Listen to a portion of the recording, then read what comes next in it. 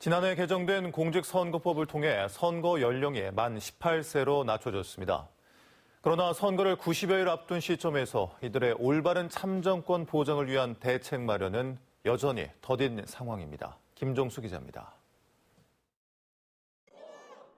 정당사의 이견과 공방 끝에 선거법 개정안이 통과된 때는 지난해 12월.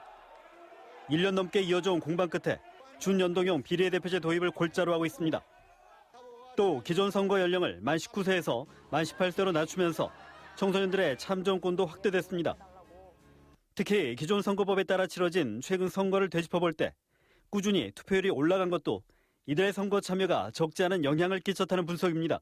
그동안 자기들이 생각으로만 머물렀던 것들을 앞으로 교육 문제나 청소년 관련 정책과 관련해서는 좀 자기 목소리를 당당하고 강하게 내기를. 그러나 선거를 90여일 앞둔 시점에서 청소년들의 선거 참여를 위한 후속 절차는 더디게 진행되고 있습니다. 해당 유권자들이 대부분 학생들이다 보니 학습권과 수업권 피해를 최소화하기 위해 적극적인 입법 보완 요구까지 이어지고 있습니다. 선거 연령 하향이란 명분이 설득력을 얻기 위해 구체적인 세부 사항이 마련돼야 하지만 여전히 국회에서 정리되지 못했기 때문입니다. 학교에서 예비 후보자들의 명함 배부, 그리고 연설, 의정보고의 개최 금지 여부, 그리고 공무원의 지위를 이용한 선거운동 금지 조항에 사립학교 교원의 포함 여부 등이 있습니다. 교육당국도 청소년 유권자들의 선거 참여에 바빠지고 있습니다.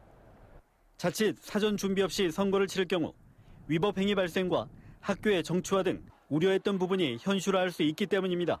찾아가는 선거 교육을 실시하고 있었습니다. 근데 그와 연결해서 전남 선관위와 MOU 체결을 하고 또 함께 연구해서 활동체험성 중심의 그 선거 교육을 실시할 예정입니다. 여기에 개학 이후 실시되는 선거 교육만으로 선거를 효율적으로 치를 수 있을지, 선거에 참여하는 대부분이 고3 수험생이다 보니 선거 교육 참여도를 높일 수 있을지도 과제로 남아 있습니다. 청소년들의 정치 참여와 권리 확대를 위해 개정된 공직선거법.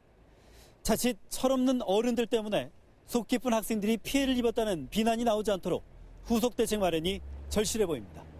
MBC 뉴스 김종수입니다.